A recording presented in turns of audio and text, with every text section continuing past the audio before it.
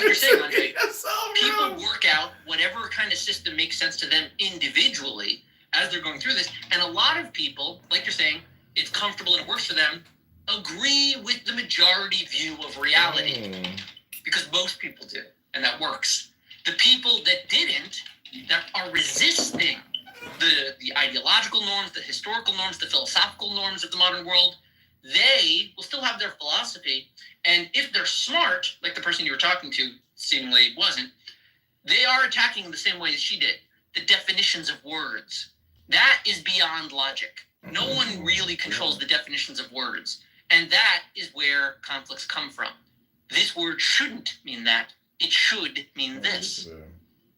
You know, Michael, I think you kind of touch a very interesting subject also, because the more I think about stuff like this, it's sort of a piecemeal approach, right? Because we're a little bit pragmatic, a little bit pluralistic, because, you know, we find some sort of consensus that we agree upon and we just run with it. Sometimes we're conformist, sometimes we're a little bit more rebellious and skeptical, but it's always like depends on the goals, I guess, and it also depends on like intensity of our conviction. So yeah, we do work out. I completely agree with you. We do work out the names of different phenomena.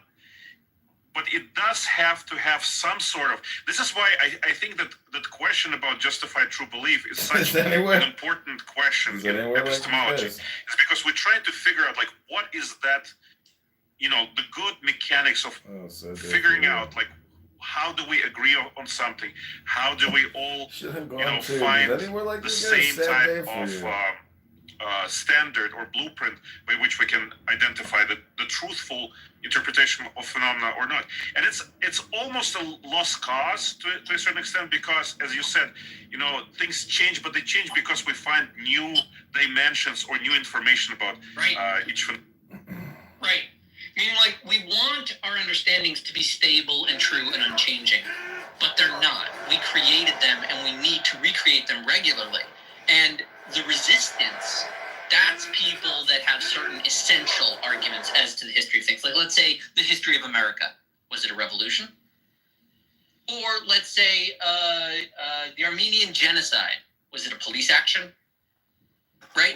Any term you apply, any term you apply can be reframed, recontextualized, and we are inviting it. That's why we made the word, to reinvent and recontextualize. So the words are like totems, they're symbols, and the meanings shift underneath them.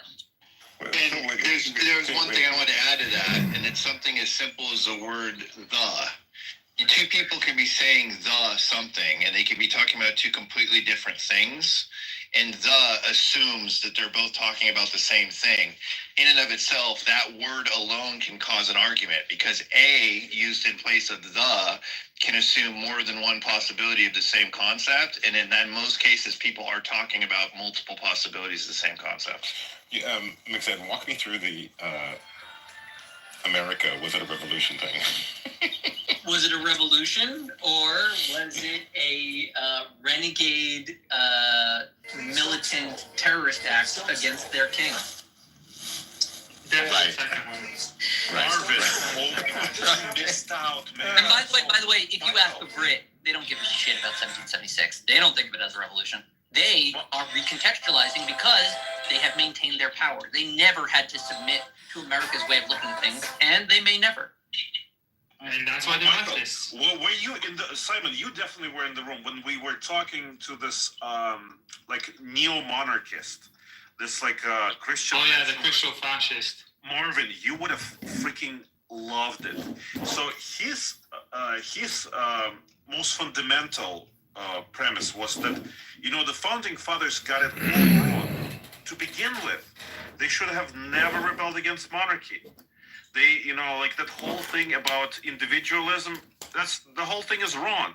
Like you need to submit to authority. That authority needs to be Christian, and those are the only people who can make any kind of informed decision.